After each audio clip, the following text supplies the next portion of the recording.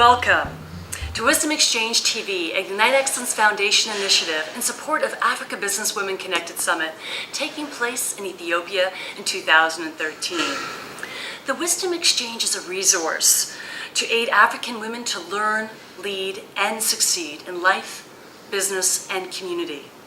It is a forum where women of all disciplines will be inspired by the achievements of African women in politics, education, philanthropy, and business. These are the women that are the change agents of African companies, community, countries, and continent. New interviews and expert perspective blogs will be updated regularly. So tune in and sign up and subscribe so you do not miss an episode. These are the women leaders of today for tomorrow. Hello, my name is Suzanne F Stevens, co-producer, host of Wisdom Exchange TV, and founder of the Ignite Excellence group of initiatives.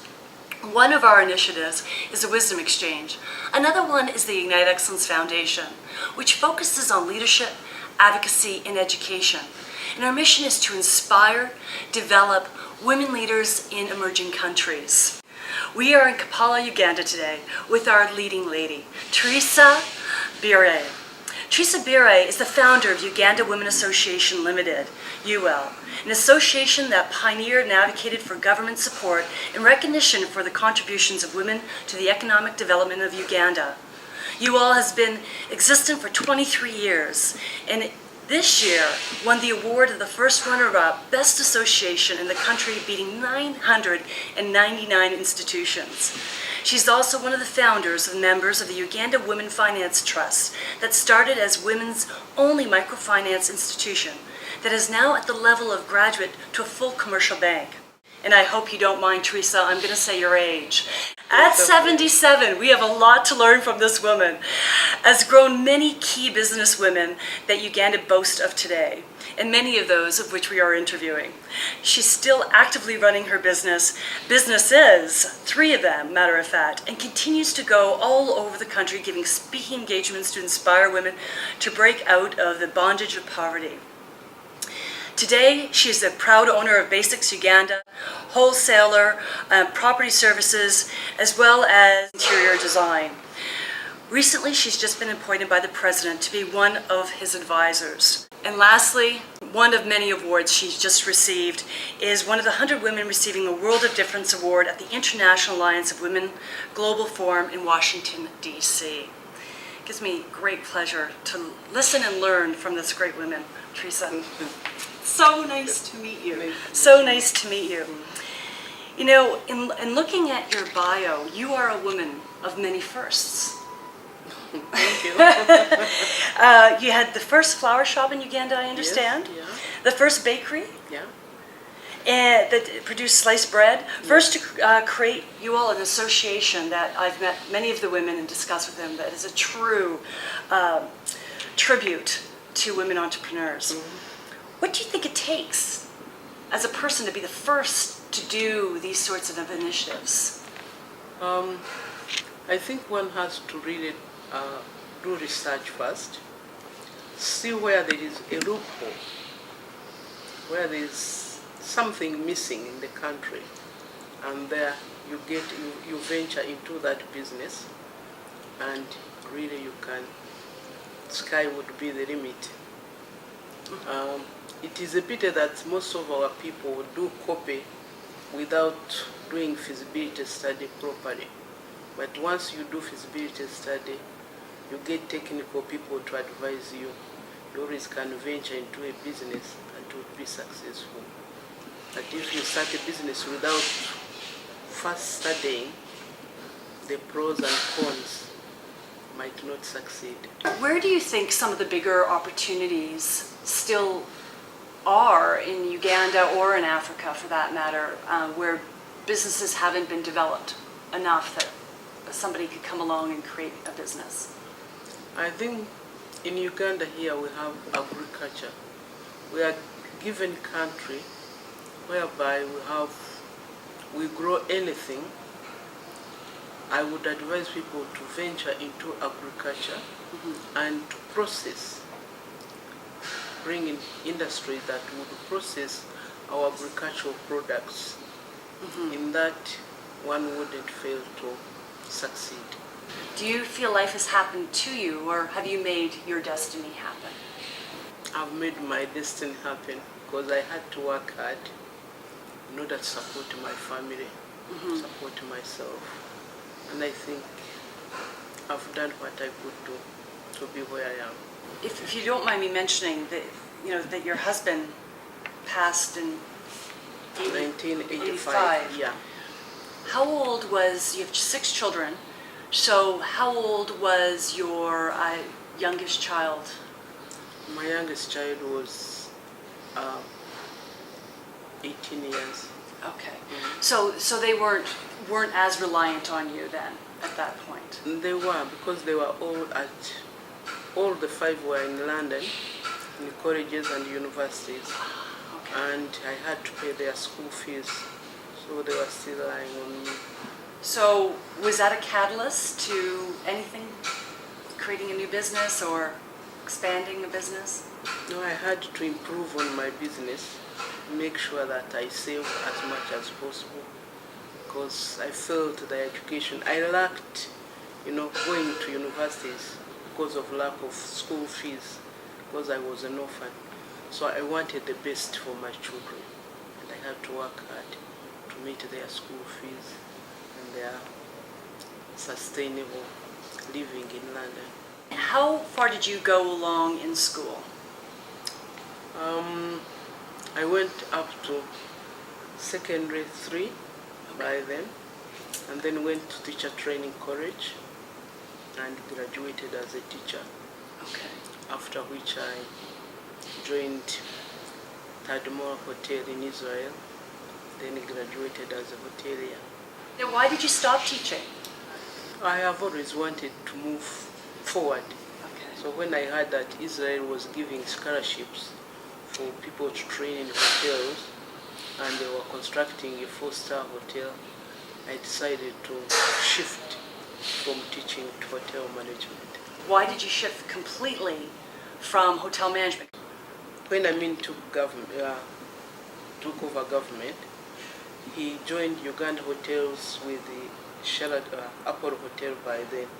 So I was made to travel all over the country, training people on the job. After 2 years of traveling all over the country, staying in different hotels, I felt my family, I was doing injustice to my family. I had to resign. That's how I decided to venture into business. How old were you when you started Basics Uganda? I was 38. Okay. So that business has been around for a long time. Yeah.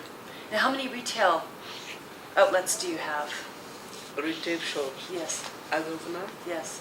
I just have 2 retail shops Okay. and 1 wholesale shop. That business has stayed around for quite some time. How have you been able to, or what advice can you give to women to keep a business current? First of all, you have to be able to be trusted by your bankers, and you have to have books of accounts. You have to be mindful of repayments should you borrow money from the bank. And once the banks have trusted you, you really can succeed. And that's what I have tried to hold to myself, that I borrow money, keep books of accounts, and pay loans on time. Now, of course, the banking part, and that's often a barrier for women to actually get into business, is the financial part. Yeah.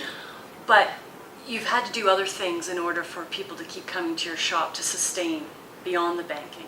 Yeah. So what are some of those things? Most of all, you have to have customer care. Once the customers have confidence in you, they'll always come back. And I'm happy to say that my retail shops have always stocked quality groceries, especially when I ventured into household, things like crockery, bed sheets, and so on. Most ladies say that my things are of good quality. They always come to my shops. You mentioned custom care, and this is something very close to my heart too, as we go from country to country and we look at the variety of customer care. And what are some strategies that you promote to your staff to ensure that there is good customer care when they come into your store? When you have your assistants, before you recruit them and put them to receive customers, there must be some training. When I was doing hotel management, they told me that a customer is always right, no matter whether he's wearing, I don't say what, wearing the most expensive suit, or he's walking on his knees, or he's lame. You leave your home to come and look for Mr. or Mrs. Customer. And those are your people. You must take care. Whoever enters your premises, once you are in business, is a king. And they have to be respected. Now, do you have special promotions to keep people coming back into your stores and that sort of thing? Yeah, we have pamphlets, but I've never gone on TV. I think many people know that Mrs. Mbire has this shop and so on, and I haven't been able to, even I don't go to shows or anything, but I've kept my customers. It's probably one of the most important things. Yeah. To create loyalty. I don't need to see you on TV to create loyalty. I do need to make sure the experience is a good experience. One thing you've already said is make sure that there is an opportunity for that business. Yeah. Don't go in a crowded market. No. What other advice could you give us? A few, maybe three ideas on going into business, things that I think before one enters into a business, one must study. Must go around. If you can't do it, get people who can do it for you. Find out what is lacking. We shouldn't just copy for the sake of copying. For example, many of our women here, they see somebody having a salon. They want also to go into a salon. But by the time you go into that salon, you are starting. Your neighbor whom you are copying has had an experience and knows what the customers want. So she's always a step before you, and you can't compete with somebody who has had experience. So I would say somebody must study, see what is lacking in that area, or where she can get her materials, whether it is importation or raw materials and so on. Make sure that the market is there for your products. But if you just jump into without knowing that your products will sell, you are bound to fail. Well, let's just take the example of a woman that, I went to school to be a hairdresser, and there's got to be lots of hairdressers. So that's what I went to school for. So I want to start my own business. But there's lots of you around. What could she do to be different? First, to find out the new, the new products for hair. Find out the new products for makeup. You just don't, by the time maybe you went to school, they were old products. Time changes every day. So find out what is on the market today. What do women want today? And then you can go into that business of hair salon or something. But if you think maybe you are in school, at school in the 1950s, and you think the products you are using then are the products you are going to use today, you will fail. So you have to study and find out the latest products, look at the hair, how people are doing their hair today and so on, the fashions of the day, then you will be successful. But without a study, I'm afraid you might fail. Would it be fair to say, too, that not only do the study, but make sure people know that you're using the latest products? Yeah. And of course, advertisement. is also a necessity. If you can advertise yourself and see the reaction, then you go ahead and put in more money. Now, there's a lot of ways of advertising yourself. What have you done in your business? You know, you've mentioned not TV, but there's a lot of different ways to advertise. Where have you advertised? Most of the time, we advertised on radio, TV, sending out pamphlets, distributing pamphlets. And again, as I said, customer care. You satisfy one customer, then you get about 5 customers from that one customer who thinks you really do the right thing they want. Now, out of those sort of outreach to the customer programs, what have you been, besides the customer care, what would you think has been the most successful for your business? I think I used to look into a place or a vacuum of something that was needed in the country and it's not in existence. For example, after the departure of Asians, there was no florist in the country. And because I had done flower arrangement in Israel, I have learned flower arrangement in Israel, I went into that field. And I was the only florist in Uganda for 15 years. So I did very well. Then when we had no foreign currency to import ready-made garments, I looked around and I felt there was a need for ladies to dress, very well. I went into garment manufacturing, requested 2 Russian ladies who joined me, and then I felt it was successful. So I used to look for a vacuum, something that was missing, and then I would venture into that one. Which was the most effective promotional vehicle to increase customer flow to your businesses? Radio. Radio. Yeah. Okay. And I've often heard that radio is quite effective, especially. It is. Especially the one in the local languages. It's very, very effective. Oh, okay. Yeah. Excellent. That's good advice for women entrepreneurs. Now, you mentioned from florist to garment. Now, you're not involved in those industries anymore. No. Why did you change? And I think this is going to be really helpful. Like, when did you know to move on from those industries? Also, the flower, I was growing flowers in Uganda, but in the western region. So when the war started, it was very difficult to get flowers from the western region. They would cut, wrap them nicely, but on the way, the roadblocks by the soldiers would destroy all the flowers. And then I got my husband who fell sick. I had to look after him for 6 months in London and Germany, where he passed away. So I felt I would not be there to supervise the flower arrangements. Then slowly I closed it up. And then the garment industry, it was doing very, very well. During the overthrow of Amin, again they routed. We had about 100 sewing machines, was employing about 200 workers. And then they routed everything, nothing was left. So when after the war, I decided maybe to venture into interior designing. And each one of the opportunities, it's not like you had a lot of experience in them before you started them.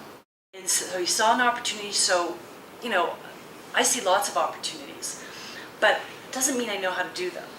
What gave you the confidence to know that you could go from being a florist to garments to interior design? Flowers, I had some experience because when I was doing At the training, hotel. yeah, as a housekeeper, you have to know how to. I did flower arrangement. I had to do interior designing because you have to know how to change furniture in the hotel and do curtains and so on. So I used that expertise to run those two businesses. And then in the garment industry, since childhood, I was always interested in sewing with my hands.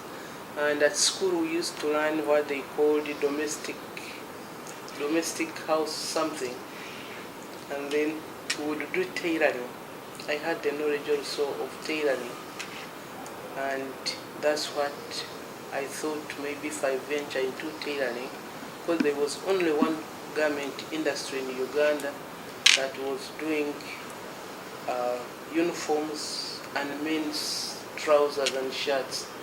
So I said, let me venture into ladies' garments because I had some little experience, and it was very, very successful. Now, what obstacles as a woman did you have when you started your first business? The only obstacle, of course, we had no foreign exchange, and most of the things we were to import. And in order to get foreign exchange, you would have to make application through Bank of Uganda and then open a letter of credit and so forth. Now, being the founder and of UWEAL, and I know you're not actively involved, you've let some of the people come up, and there's different presidents, and as that's how it should happen. But what would you say, or what have you heard are some of the biggest challenges for women starting a business in Uganda now? Most of the challenges are lack of capital. We have girls leaving universities, university graduates who would want to start businesses, but how to get the capital to how to start business is really a challenge in this country because we don't own land or what, and borrowing money from banks, they need the collateral, of which many of our women, young, especially the young girls, don't have land, don't have houses, and they wouldn't access loans from the banks. That's a big challenge, and that's what encouraged us to start Uganda Women Finance Trust, so that we can help those young people with just small amount of money to be able to start their businesses without collateral. Yeah, true success story now that it's going to be able to full-fledged bank, correct? Which is wonderful. Now, we talked about starting a business and picking the right industry, and that has served you very well. Do you have any other pieces of advice on how to grow a business? Some things that you need to do? Indeed, business, you always start in small, and then you have to make sure that it grows. In that, you have to be able, as I said earlier on, you don't overspend whatever you are over on your income. You have to have the culture of saving, and with the savings you can always increase slowly. It will not come in one day, but give it time. Once you learn to save and you learn how to use bank loans, you can always expand on your businesses. Did you give yourself a salary? Yeah, you have to. Otherwise, most of our women, they are always attracted to get money from the drawer or from the accountant. If you do that, you'll fail. Anything else that you could think of, or that you do in your business that helps maintain and continue its growth? I think, for example, married women, once you have a family, you have also to have your family backing you. Some of our people, when they get into business, they feel so proud, forget about the respect of their families, and the husband become like stubborn blocks. So once really you have the confidence of your husband and the support of your family, you can always forge ahead. You do need the support of your husband. It helps. Yes. Or else your marriage won't last. And So you have to marry well. Yeah, And that's right. a whole other, the whole other Right. seminar. You have to That's marry right. someone who supports you. Yeah, but to really show respect to your family and your husband. Don't feel too big. Once you are really a housewife, you feel you are in business and you are the boss in the home. No, have cooperation of your husband and your family. Then definitely, sky is the limit. I'm so glad you brought that point up, because often in talking to women entrepreneurs, we don't talk about, we know we have the children, we talk about the children, but we don't talk about the husband much. And I know I wouldn't be doing what I'm doing without the support of my husband. That's right, that's right. Yeah, it's very important. What has been the most significant impact you feel you've made in your career? I mean, there's a lot to choose from. Not really what I've... Don't be humble now. Don't be humble. Please, Tereza, don't be humble. I always hear ladies say that I have mentored them, that I feel very, very happy about it. And out of my businesses, I've managed to educate my children.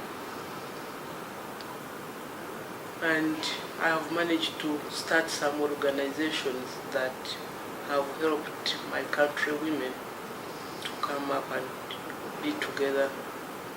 And we have shown the government and the country that we are there, we are business women. So those are the most important things I think I've been able to do. One of the reasons we're interviewing you is because you're a trailblazer, making things happen and leading the way for so many other women. If you had to, and this may be a really tough question, if you had to attribute your success to one thing. Integrity. Now, what has been the most challenging aspect of your career? That was the routine during the overthrow of Amin. It was that bad. And then the loss of my husband. I had to look after the children by myself. And I think those are the two most important things that distracted my businesses a bit. One is political, one is personal. Yeah. Which is quite interesting, that it's the personal not having the support of your husband, but the political, the environment that you're actually in, can have both have a huge impact. What would have been the most significant decision you made in your career? I think to stick to my business and to continue forging ahead. If I saw that this business was not doing well, to try and look for another business where you can do very well, not to give up. But sometimes changing the business doesn't mean you just stop business, but it's the changing that you're referring to, and then continuing to still be an entrepreneur. You continue with being an entrepreneur, but you don't change abruptly, because if you change abruptly, you close this one and the start will be very, very difficult for you. You can keep this business while you are looking venturing into a new venture. And then slowly you can close this one. If this one is successful, you get this one. If you feel they are both doing very well, you continue with both businesses. That's good advice. And something that hasn't come up is don't just close and reopen. No. Because often I think too, people see you in a certain way, be it a florist, and then a garment shop. They may need a bit of the transition to understand the change. Is there a sort of initiative that you have done that just didn't work? And if it didn't work, why it didn't work? And more importantly, what did you do to fix it? When I started the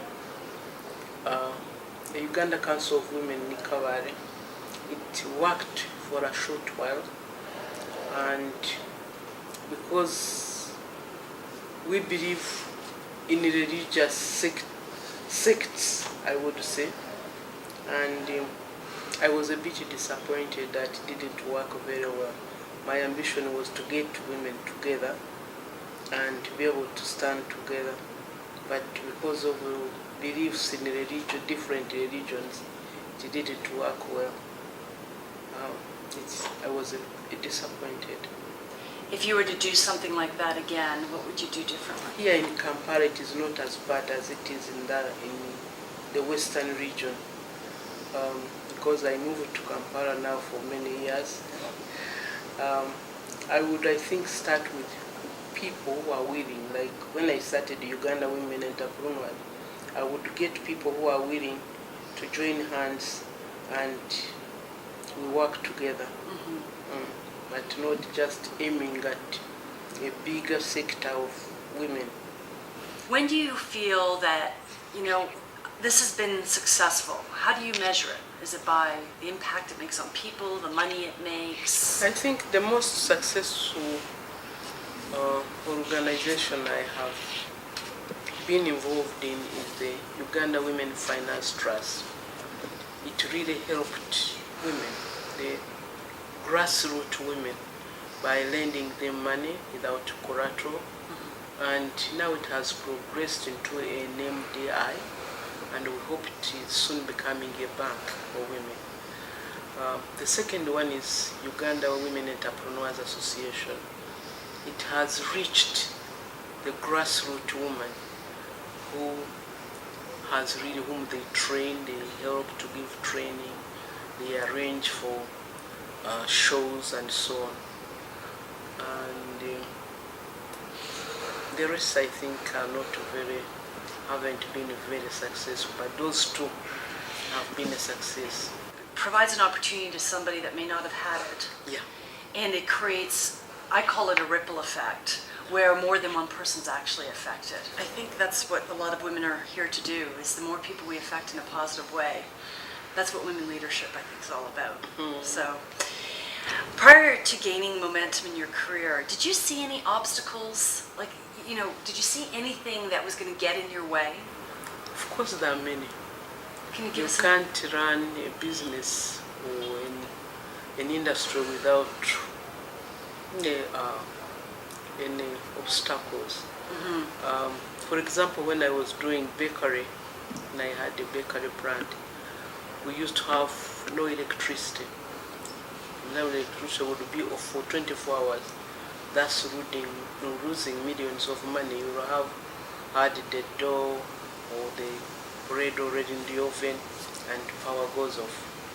Then you lose all that. And again, of course, with the garment industry, when there was a routing and I lost 100 sewing machines, it took me time to recover. Now, you didn't foresee those things happening. No.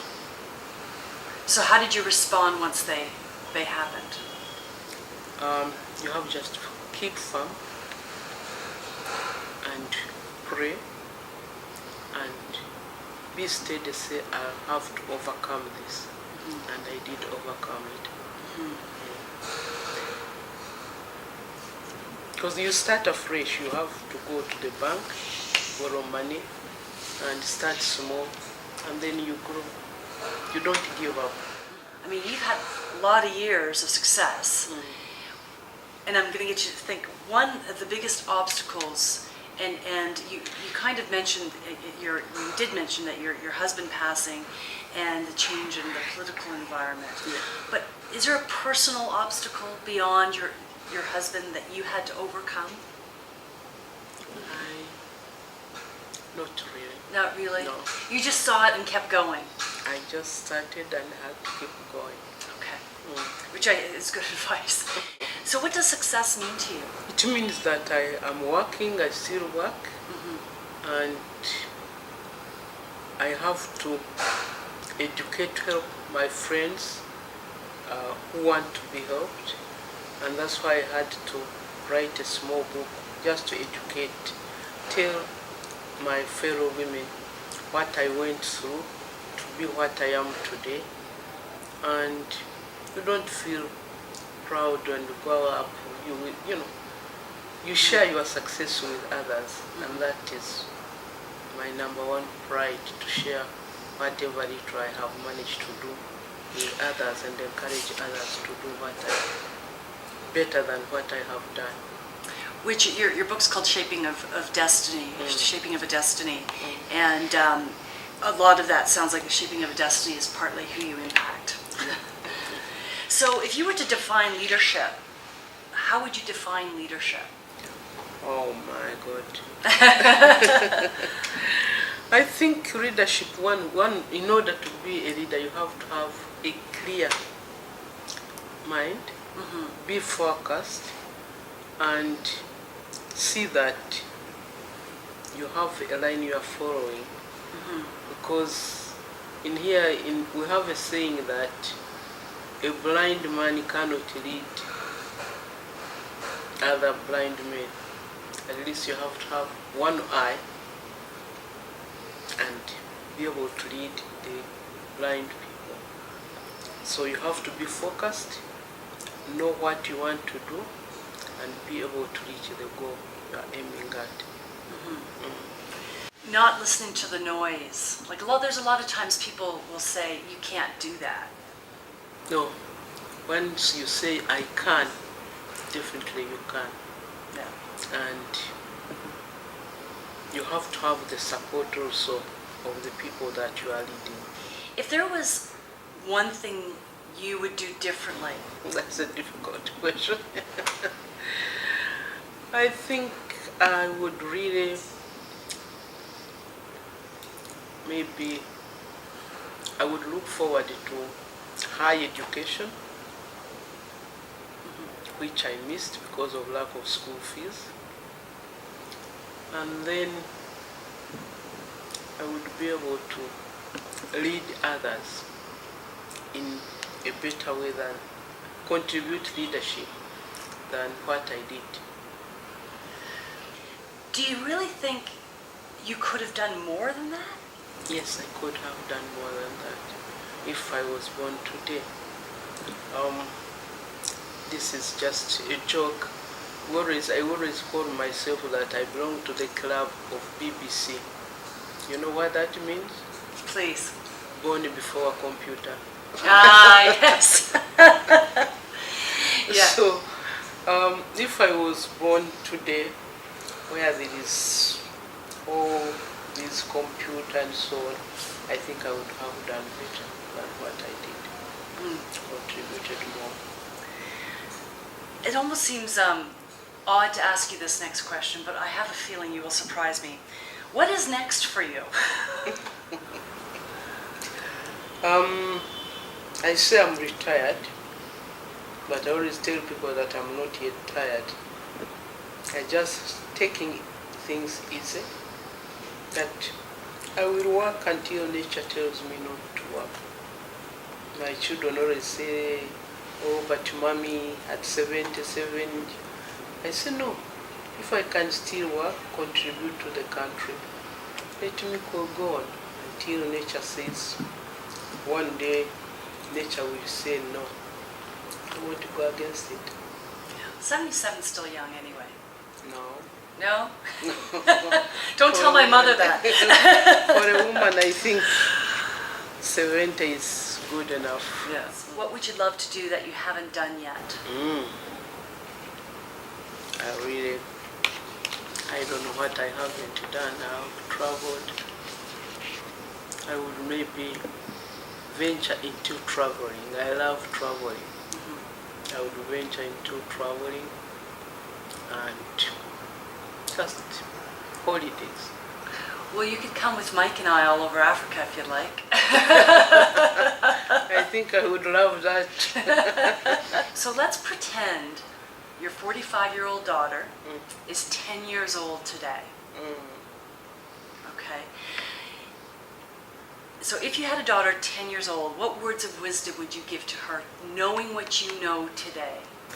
I would advise her to be a girl of integrity, always tell the truth, and to have a dream of success and work towards her dream. What do you wish you were told at 10 years old?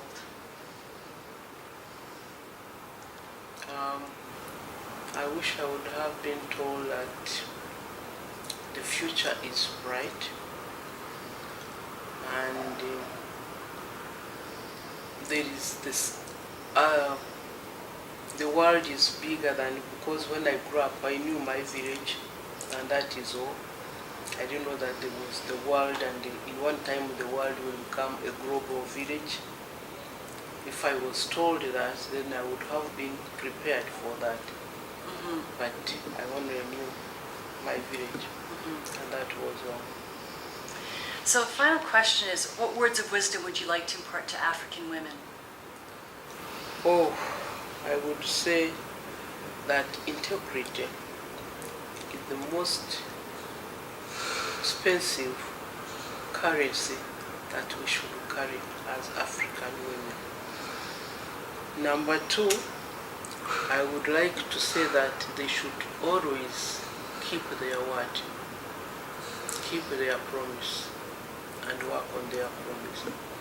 Because once people around you know that you keep your word, or you die keeping your word, they will always trust and they will always be success.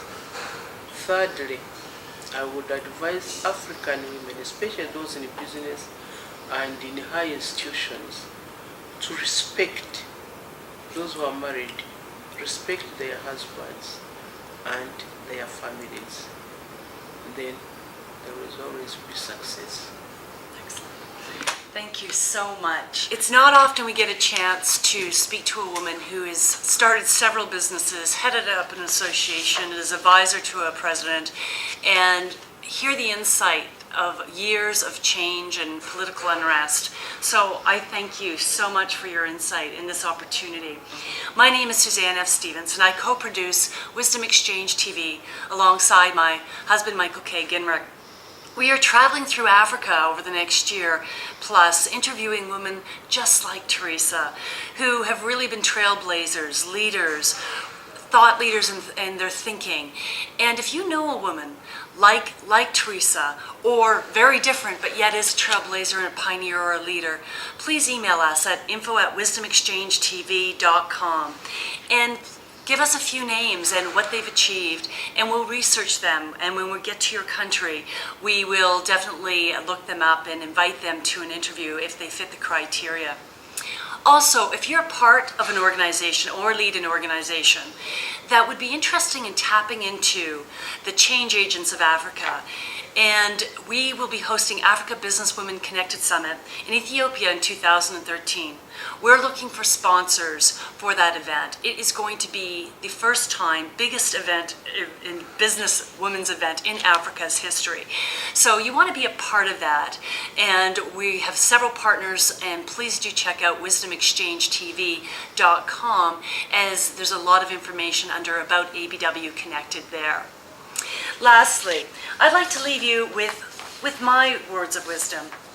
And age is an attitude, not a destination. And we really saw that today. An attitude is all you need to create a leadership legacy. And Tereza Mbire has really created a leadership legacy. And that's all what we should be aspiring to do. Thank you for joining us.